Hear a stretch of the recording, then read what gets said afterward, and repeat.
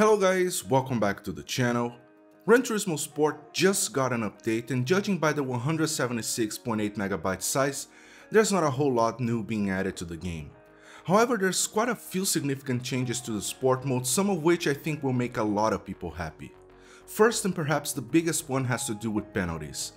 Minor collisions are no longer going to incur penalties, which is great because this past few months the game has become way too sensitive to the smaller of contacts, dishing out some pretty big penalties for nothing.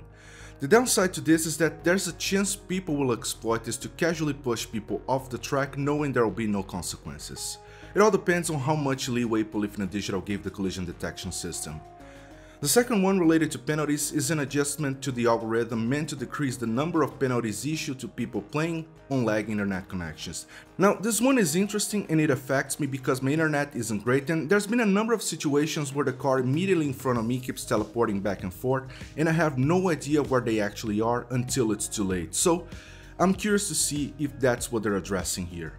The third change is related to the manufacturer series of the FIA Championship. It used to run across 5 regions, but they shrunk it down to only 3 that will encompass Europe, Middle East, Africa as one, the Americas, and Asia, Oceania. This won't affect the Nations Cup though, that one will still be hosted in 5 regions as usual. There's another change that will impact how people determine their strategies for some of the longer races that require the use of multiple tire compounds and fuel refill. The patch notes say that the time lost for pit stops have been recalculated on various tracks, and according to some testing people over at the GT Planet forums did, it now takes around 10 seconds more from pit entry to pit box, which is a massive time increase over how long it used to take, and this is going to make going for a quick tire change not feasible anymore.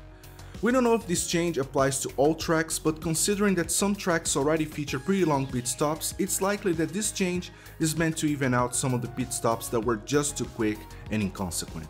A small change to the point of full brake application for the Logitech G923 racing wheel means it now requires more travel for maximum braking.